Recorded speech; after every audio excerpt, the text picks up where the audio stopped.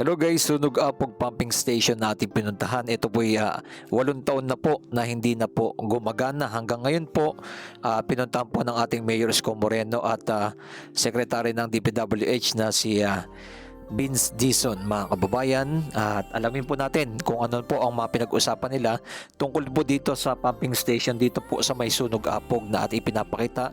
Pinakita po natin yung pinaka-drone shot, yung kabuang view po dito, kung gaano po karami ang mga tao dito at mga bahay na naapektuhan dito po sa pumping station. Yung wala pong pumping station po, hindi po nagkakaroon ng baha dito. Nang mula nang naitay itong pumping station ay lumulubog na sa baha dito po, lalo na pagtagulan. Kaya kailangan po maayos po ito. Like and comment, share kung anong masabi nyo po dito sa ating pinaka-latest update. Salamat sa ating mga viewers, subscriber na lagi na sumusuporta sa ating channel. Ito pong muli ang inyong lingkod, Skywalk TV, at nagpalipad tayo ng drone para ipakita yung mga kaganapan dito po sa may Manila. Iyan ang ating pinaka-latest update. Grabe, no? Umaabot po na mahigit ng 1 milyon na po ang nagastos po dito, mahigit dito po sa may pumping station ng Sunog Apog na hindi pa po gumagana hanggang ngayon. Yan ang ating mga latest update na ating ipinapakita ngayon. At syempre, pakinggan po natin ang mga mensahe po ng ating Secretary Vince Dizon at DPWH at ng ating Yorme Isko Moreno tungkol po dito sa pumping station, no, na nagiging ano na lang po siya ng mga kontraktor, palabigasan na.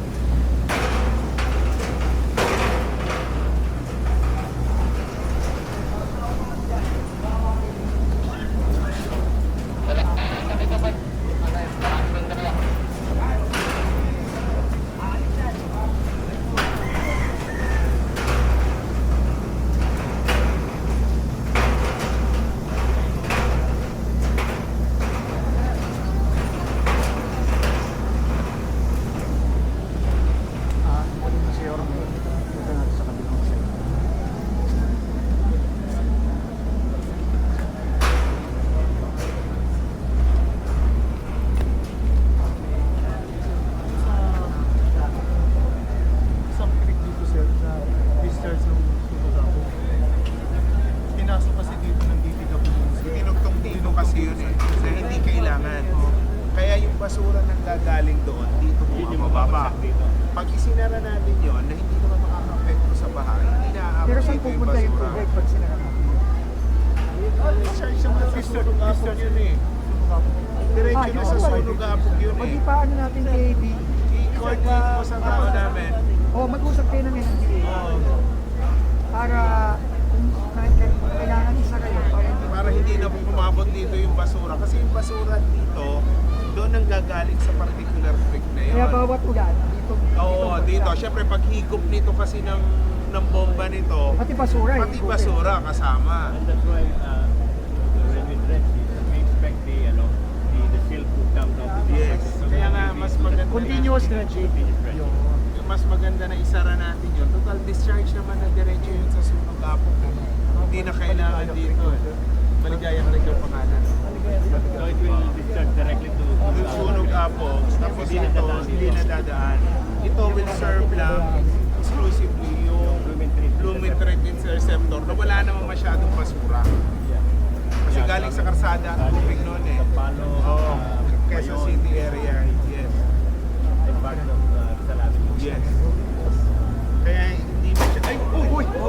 Idol, dandan.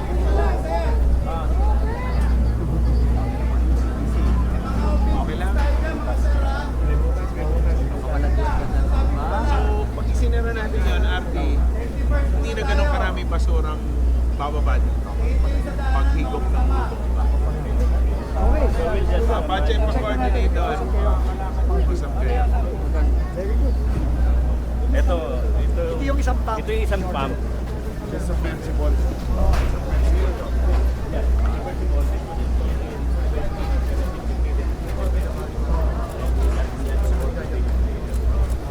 Every 5 minutes, tumitigil yan eh.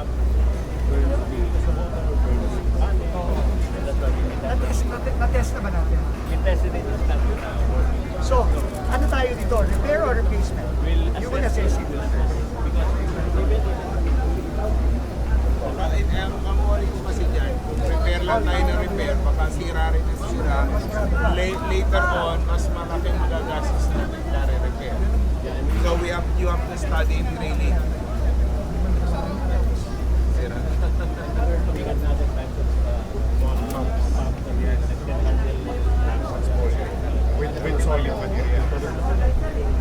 Kaya, hindi ko maano na sira. Kaya hindi namin tinanggap yan eh. Kaya kailangan to. Maganda yung choice dito. Pero at least solution muna tayo. Hindi, oo. Ano muna ngayon tayo, pag-isipan natin sa Joey next rainy season. Nasa-serve niya yung kahit kalahati. Para hindi na makusyon lang. Hindi, basta objective, palihin. Ay, maganda. Tuloy-tuloy na yung operation. Yes.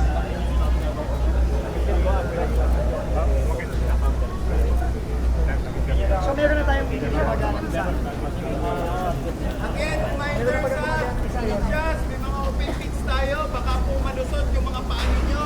Asuyo lang po ako. Safety first tayo.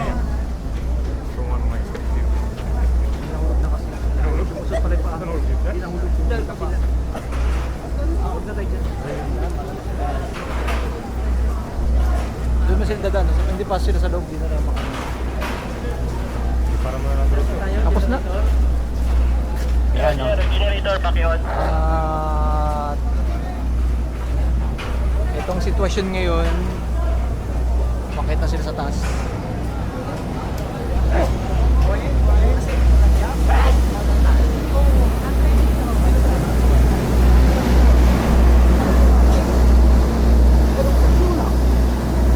mamaya lang ako.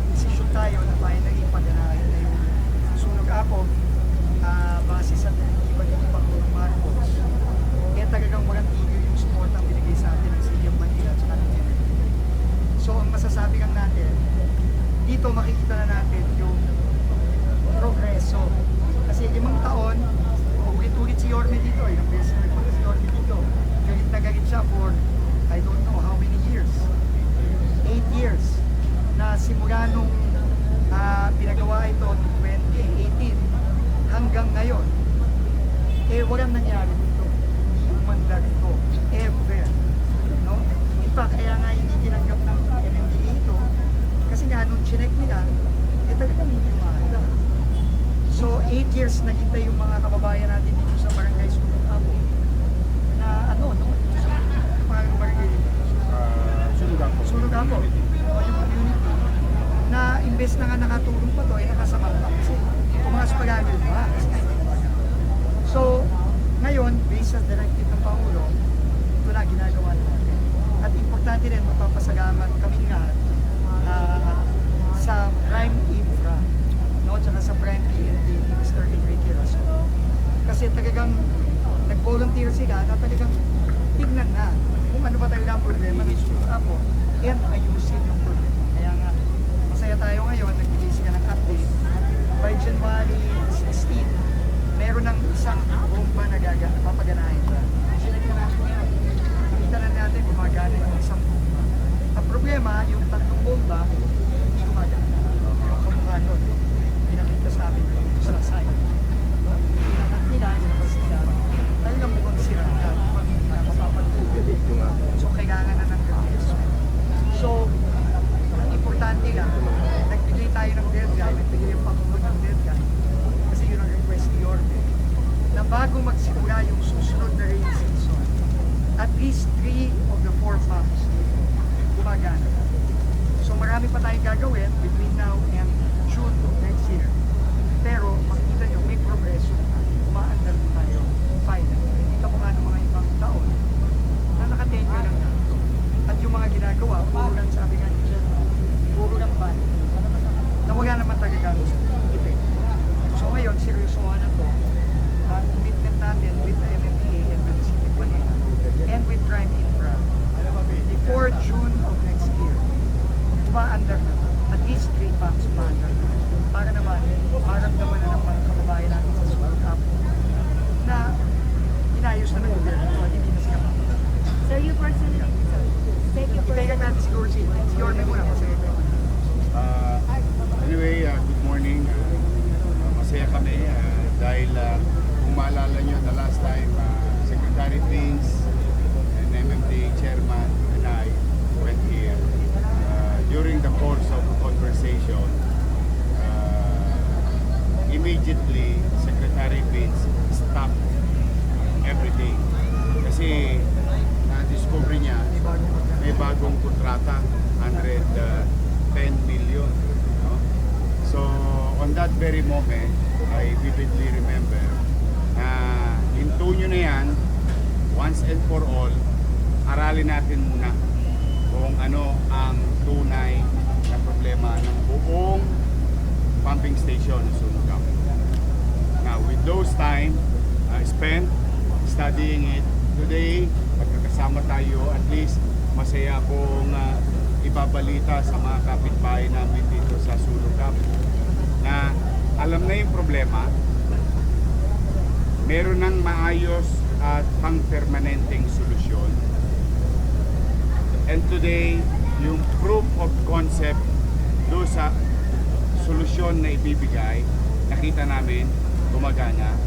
So we are hoping that proof of concept will run January 16 as committed by the Prime Infra.